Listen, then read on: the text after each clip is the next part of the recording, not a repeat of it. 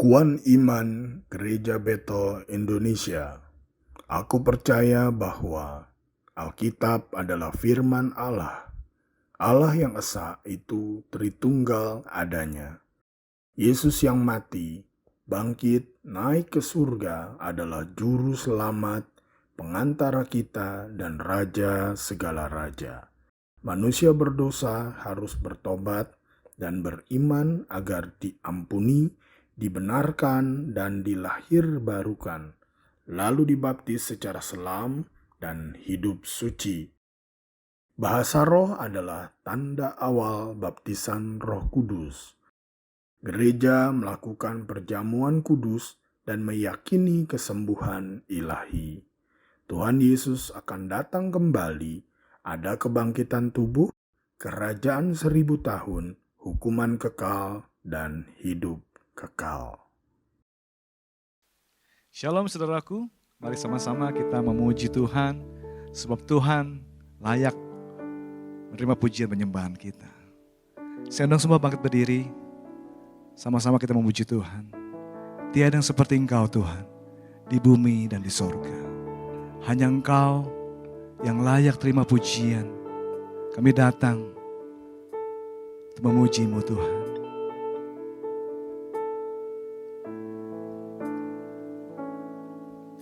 Tiada yang seperti-Mu di bumi dan di surga, disembah hanya Kau Tuhan. Kau tak pernah terlambat di dalam setiap musim hidupku, hanya Kau Tuhan. Ku bawa hidupku dalam tahta-Mu, selamanya tinggal dalam kebaikan-Mu.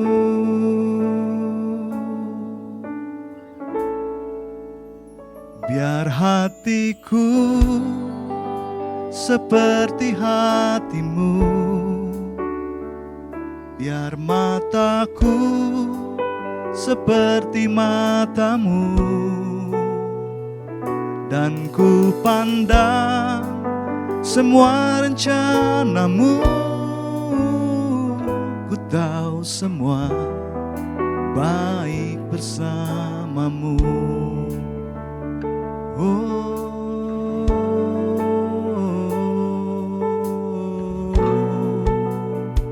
Boleh katakan, tiada yang seperti Engkau Tuhan. Tiada yang seperti-Mu di bumi dan di surga, disembah hanya Kau Tuhan. Kau tak pernah terlambat di dalam setiap musim hidupku, hanya Kau Tuhan.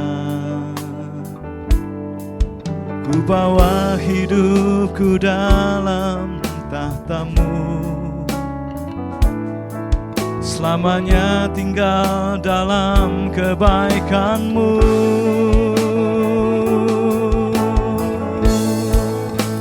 Biar hatiku seperti hati-Mu, biar mataku seperti mata-Mu, dan ku pandang semua rencana-Mu. Ku tahu semua baik bersama-Mu. Biar hatiku seperti hati-Mu, biar mataku seperti mata-Mu, dan ku pandang semua rencana-Mu. Ku tahu semua baik bersama-Mu. Ku tahu semua baik bersama-Mu. Ku tahu semua baik bersamamu. Kami menyembah-Mu Tuhan, tiada yang seperti Engkau, Allahku. Kami memuji-Mu, kami menyembah-Mu Tuhan. Haleluya, haleluya. Kau yang layak Tuhan.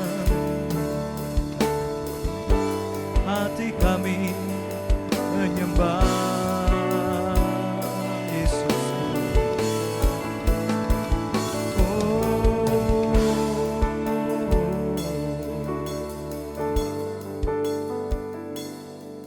Kerendah hati kami Tuhan menjadi seperti-Mu. Biar hatiku seperti hati-Mu, biar mataku seperti mata-Mu, dan ku pandang semua rencana-Mu. Ku tahu semua baik bersama-Mu. Biar hatiku seperti hati-Mu, biar mataku seperti mata-Mu, dan ku pandang semua rencana-Mu. Ku tahu semua baik bersama-Mu. Ku tahu semua baik bersama-Mu. Ku tahu semua baik bersama-Mu.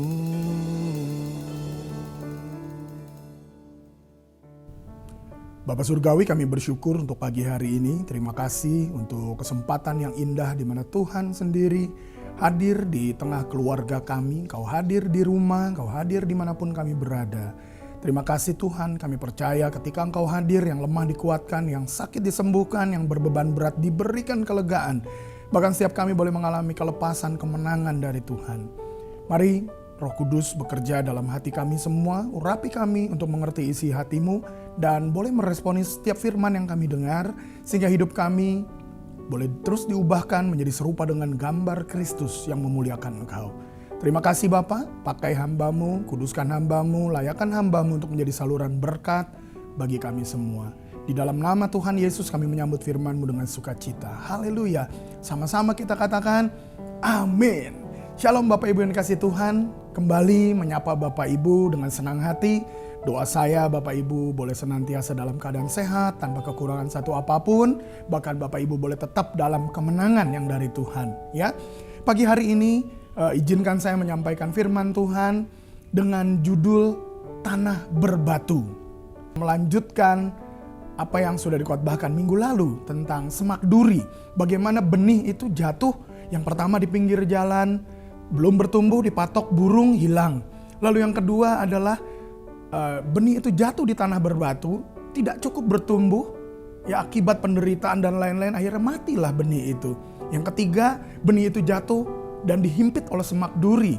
Dan saya percaya bahwa setiap kita harusnya memiliki benih firman Allah yang bertumbuh dalam hati kita, hati yang subur, seperti tanah yang subur, sehingga benih firman itu terus bertumbuh, berbuah-buah dalam hidup kita, 30, 60, bahkan 100 kali lipat. Nah, hari ini secara khusus saya akan menyampaikan bagaimana Bapak Ibu tentang benih yang kedua, yaitu ketika benih itu ditaburkan dan jatuh di tanah yang berbatu. Ya, mari saya ajak kita semua membuka kebenaran firman Tuhan dan membaca bersama-sama dari Matius 13 ayat 20 dan 21. 1, 2, 3. Benih yang ditaburkan di tanah yang berbatu-batu ialah orang yang mendengar firman itu dan segera menerimanya dengan gembira. Tetapi ia tidak berakar dan tahan sebentar saja.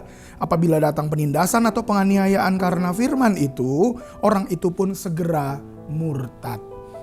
Bapak Ibu, kalau kita perhatikan, hal ini banyak terjadi dalam kehidupan orang-orang percaya. Banyak orang hari-hari ini mendengar firman, menerimanya dengan sukacita, lalu meresponinya, kesannya mau mengalami seluruh pertumbuhan, tetapi tidak tahan lama, hanya sebentar saja. Kenapa? Sekali lagi, karena hatinya bukan tanah yang subur, tetapi tanah yang penuh dengan batu. Mengapa firman ini tidak dapat bertumbuh? Yang pertama, saudara, ya, karena firman yang diterima itu hanya yang menggembirakan. Banyak orang menyeleksi firman Tuhan, khotbah-khotbah, bahkan sekarang di era digital yang luar biasa ini, orang bisa dengar khotbah dengan bebasnya, buka link YouTube, buka gereja manapun, saudara bisa pilih khotbah mana yang menyenangkan. Apakah itu bicara tentang teguran? Apakah itu bicara tentang berkat? Bicara tentang janji-janji Tuhan? Saya katakan janji Tuhan ya dan amin. Tetapi fokus kita jangan hanya berkat-berkat dan berkat. Tetapi justru Tuhan mau supaya kita semakin hari semakin diubahkan. Ya, jadi jangan kita cari firman yang menggembirakan.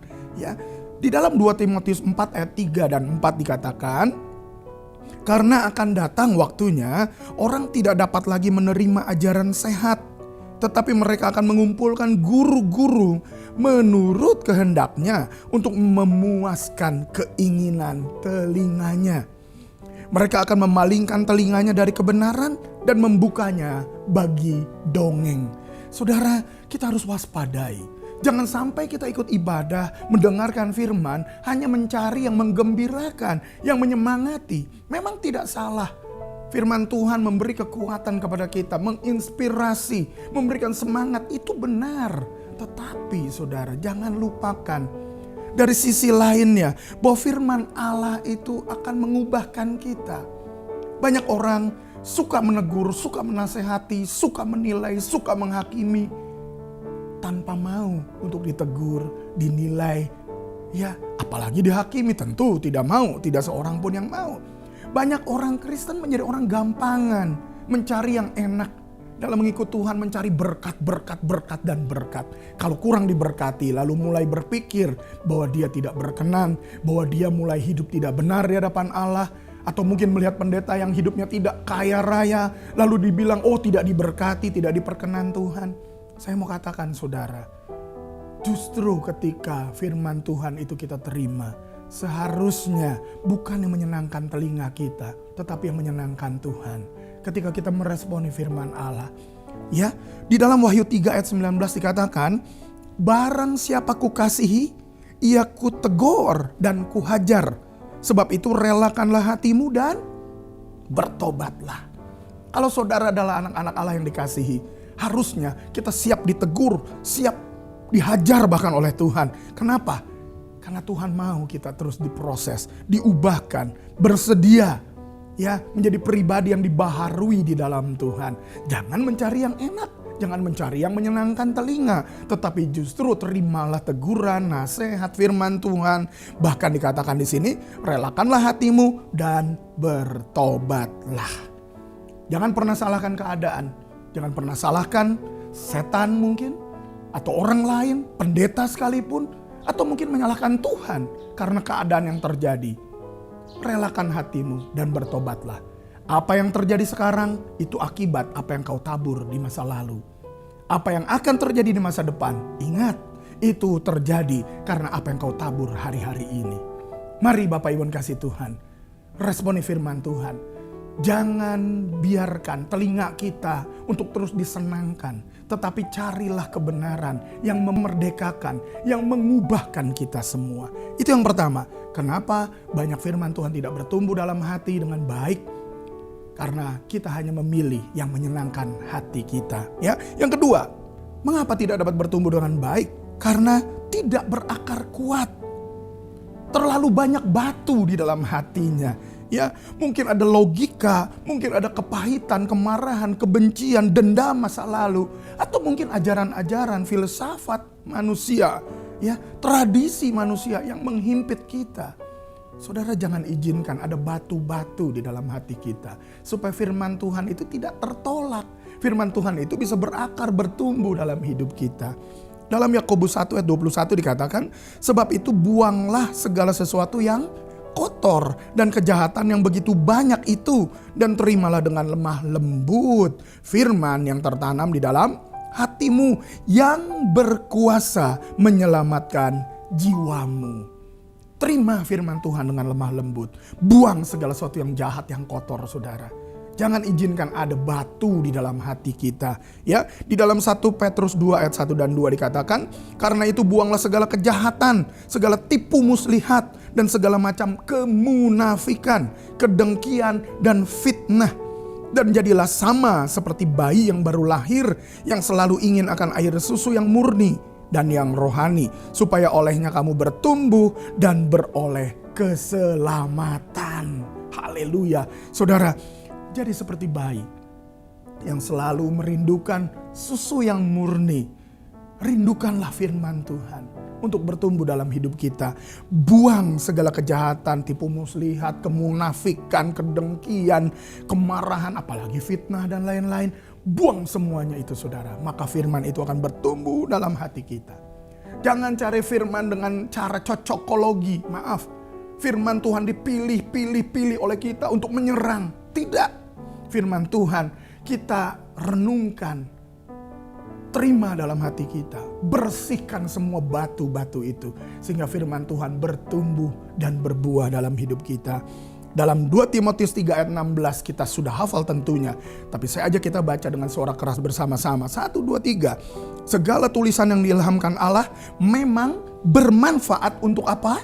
Mengajar, untuk menyatakan kesalahan, untuk memperbaiki kelakuan, dan untuk mendidik orang dalam kebenaran. Izinkan firman Tuhan untuk mengajar, menyatakan kesalahan, memperbaiki kelakuan, mendidik kita dalam kebenaran. Jangan simpan batu lagi. Jangan biarkan ada kemarahan, kebencian. Buanglah itu semua. Itu kontraproduktif, tidak membuat kita menjadi bertumbuh, apalagi memiliki karakter Kristus jauh. Ya, buang semua batu itu supaya firman Tuhan sungguh bertumbuh dalam hidup kita. Ya, yang ketiga, saudara, kenapa banyak firman Tuhan tidak dapat bertumbuh di dalam hati orang percaya? Ya, karena tidak tahan penindasan, tidak tahan penganiayaan, dan tidak tahan juga mungkin ketika dipuji. Manusia punya kelemahan, saudara. Ketika dia mengalami penderitaan, itu sukar buat dia. Tetapi jangan salah, ketika seorang dipuji, ditinggi-tinggikan, ya, mungkin banyak orang memuji dia, justru itu adalah saat yang juga sangat lemah bagi yang bersangkutan. Saudara ingatkan cerita bagaimana angin barat, angin timur, dan angin-angin lainnya mungkin berlomba untuk menjatuhkan monyet yang sedang berpegangan di pucuk pohon yang tinggi. Ketika angin barat meniup dengan keras, monyet berpegang dengan kuat. Ketika mungkin ada angin lain berpegang lagi dengan kuat, monyet itu tidak jatuh. Tetapi ketika angin sepoi-sepoi, angin yang lembut, mungkin penuh dengan uap air, dingin, sejuk, monyet itu mulai jatuh, saudara. Saya tidak bilang saudara monyet, tentu. Ya, kita adalah orang-orangnya Tuhan, kita adalah anak-anaknya Tuhan. Tetapi hati-hati, saudara. Kita juga bisa jatuh sama seperti monyet tersebut, ya. Di dalam Lukas 6 ayat 47 sampai 49, kita lihat sama-sama. Setiap orang yang datang kepadaku dan mendengarkan perkataanku serta melakukannya, aku akan menyatakan kepadamu dengan siapa ia dapat disamakan. Ayat 48, ia sama dengan seorang yang mendirikan rumah. Orang itu menggali dalam-dalam dan meletakkan dasarnya di atas batu. Ketika datang air bah dan banjir melanda rumah itu tidak dapat digoyahkan karena rumah itu kokoh dibangun. Akan tetapi barang siapa mendengar perkataanku tetapi tidak melakukannya, ia sama dengan seorang yang mendirikan rumah di atas tanah tanpa dasar. Ketika banjir melandanya, rumah itu segera rubuh dan hebatlah kerusakannya.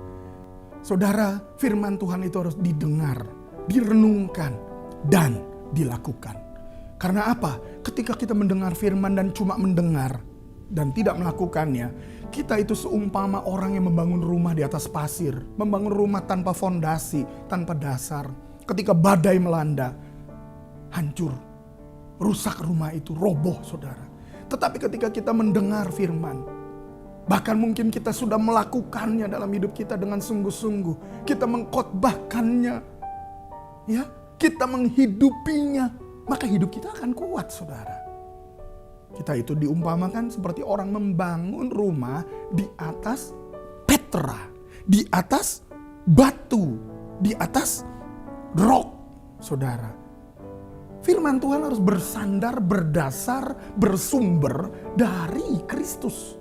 Oleh karenanya jangan mencari firman yang menyenangkan. Oleh karenanya jangan mencari firman yang cocokologi yang kita sukai. Tapi carilah firman yang mengubahkan kita. Dasarnya harus Kristus. Ya, karena firman Tuhan dalam 1 Korintus 10 ayat 4 dikatakan, dan mereka semua minum minuman rohani yang sama, sebab mereka minum dari batu karang rohani yang mengikuti mereka, dan batu karang itu ialah Kristus. Firman Tuhan yang bersumber dari Yesus Kristus. Kebenaran yang tidak dapat berubah. Kebenaran yang hakiki harus kita pegang dalam hidup kita. Lakukan saudara. Jangan cuma pandai bicarakan. Jangan cuma pandai posting. Jangan cuma pandai menilai orang. Bahkan menghakimi orang dengan firman Tuhan. Jangan cuma pandai mengajar orang, tapi lakukan dalam hidup kita. Ada orang mengalami pergumulan saudara, dan tidak lama kemudian langsung mau minta mundur, menjadi lemah dan tidak kuat. Pertanyaan saya, ketika Yesus di Taman Getsemani, Yesus katakan seperti mau mati rasanya, mengalami hematohidrosis. Pertanyaan saya, kita sebagai hamba-hamba Tuhan, anak-anak Tuhan, murid-murid Tuhan, di mana kita waktu itu? Apakah kita bagian dari orang yang tertidur? Ataukah kita orang yang tidak peduli dengan kondisi yang ada? Ataukah kita hanya pengikut-pengikut saja yang mau mengikuti Yesus karena Yesus bagi-bagi roti untuk 5.000 orang? Di mana kita?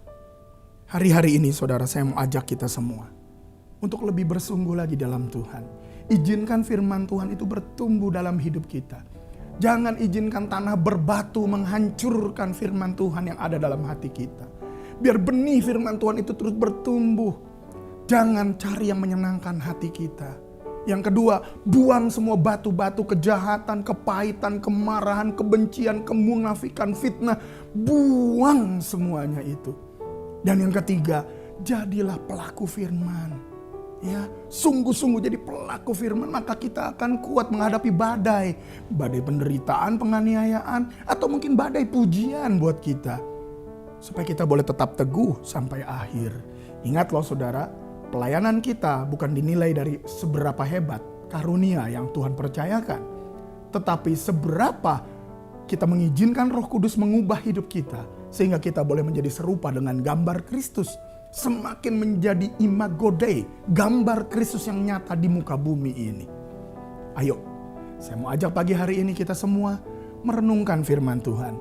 Jangan salahkan kondisi, keadaan, dan apapun yang ada dalam hidup kita. Baiklah kita datang kepada Tuhan dan memulai satu kehidupan yang baru setiap pagi.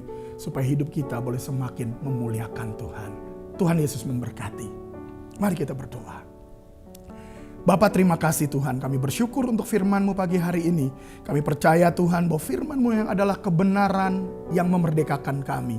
Roh Kudus bekerja dalam hati kami semua.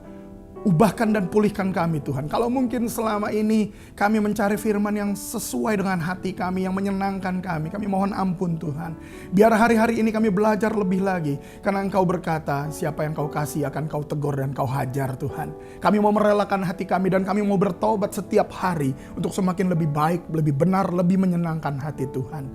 Bawa kami juga Tuhan untuk membuang semua batu-batu, kemarahan, kebencian, kedengkian, mungkin dendam, sakit hati, kepahitan, fitnah.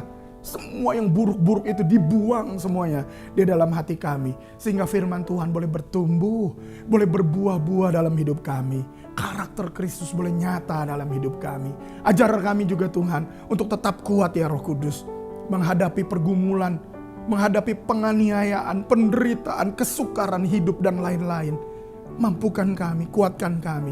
Demikian juga mampukan kami untuk kuat ketika kami mungkin mengalami pujian. Ketika orang menyanjung kami, ampuni kami Tuhan. Karena sesungguhnya itu bukan kami. Semuanya adalah dari Tuhan.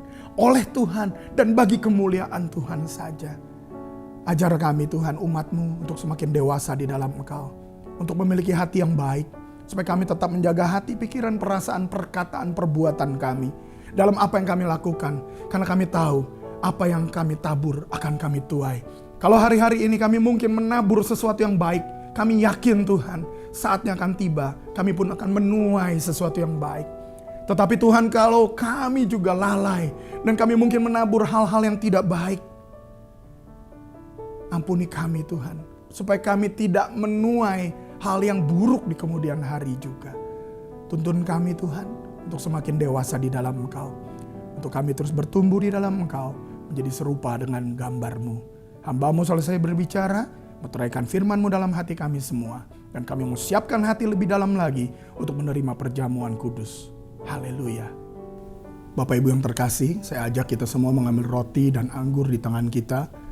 Boleh crackers, boleh roti, boleh juga sirup, minuman, atau teh, atau apapun. Ya, mari kita sama-sama, terlebih kita persiapkan hati kita untuk layak di hadapan Tuhan. Menerima tubuh dan darah Kristus dalam hidup kita. Bapa Surgawi, terima kasih Tuhan untuk firman-Mu. Dan biar kami semua boleh semakin dibentuk, diubahkan, didewasakan oleh Tuhan. Dan kami juga bersyukur kalau saat ini kami diberi kesempatan untuk menerima perjamuan kudus. Melalui roti dan anggur ini kami diingatkan untuk menyadari sepenuhnya bahwa hidup kami bukan milik kami lagi. Kami adalah umat tebusan-Mu, di mana Engkau sudah membayar kami dengan tubuh dan darah-Mu Tuhan. Biar melalui roti dan anggur yang kami terima ini, kami juga sungguh menerima tubuh dan darah Kristus yang sudah terpaku, tercurah, terpecah di kayu salib bagi kami semua. Ampuni segala dosa kesalahan pelanggaran kami Tuhan, baik dengan pikiran, perasaan, perkataan maupun perbuatan kami. Di dalam nama Tuhan Yesus kami siap menerima perjamuan ini. Amin. Mari Bapak Ibu kita angkat roti dengan tangan kita tinggi-tinggi dengan penuh hormat di hadapan Tuhan. Dan dengarkan firman Tuhan. Sebab apa yang telah kuteruskan kepadamu telah aku terima dari Tuhan. Yaitu bahwa Tuhan Yesus pada malam waktu ia diserahkan mengambil roti. Dan sesudah itu ia mengucap syukur atasnya. Ia memecah-mecahkannya dan berkata, inilah tubuhku yang diserahkan bagi kamu. Perbuatlah ini menjadi peringatan akan aku. Saudara kekasih, bukankah roti yang atasnya kita ucapkan syukur adalah persekutuan dengan tubuh Kristus? Amin. Mari kita makan roti ini dengan sungguh percaya bahwa Kristus hidup di dalam hidup kita. Melalui tubuhnya kita menerima pengampunan dosa dan kehidupan yang baru di dalam Tuhan. Di dalam nama Tuhan Yesus.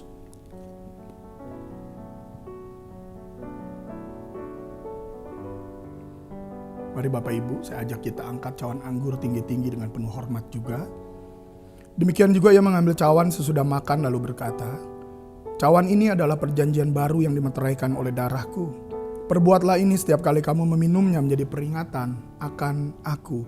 Sebab setiap kali kamu makan roti ini dan minum cawan ini, kamu memberitakan kematian Tuhan sampai ia datang. Saudara kekasih, bukankah anggur yang atasnya kita ucapkan syukur adalah persekutuan dengan darah Kristus? Amin. Mari kita minum dengan sungguh menerima tubuh dan darah Kristus mengalir dalam hidup kita. Sehingga hidup kita boleh menjadi saksi Tuhan sampai ia datang kembali. Di dalam nama Tuhan Yesus.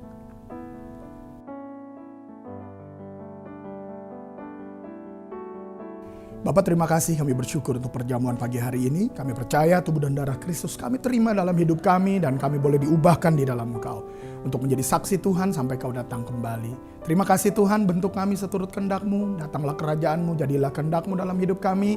Dan biar apa yang Kau pandang baik Kau lakukan buat kami umat-Mu Tuhan. Terima kasih Bapak, kami berdoa bersyukur untuk perjamuan ini. Kami menyerahkan hidup kami dalam tangan Tuhan. Seluruh jemaat Tuhan dimanapun berada, kiranya Tuhan melawat, menjamah. Tuhan berikan kekuatan yang baru, pengharapan yang baru, bahkan hidup yang semakin dibaharui di dalam Engkau. Kami menyerahkan kota Bogor menjadi kota Shalom yang penuh dengan otoritas damai dan sejahtera Tuhan.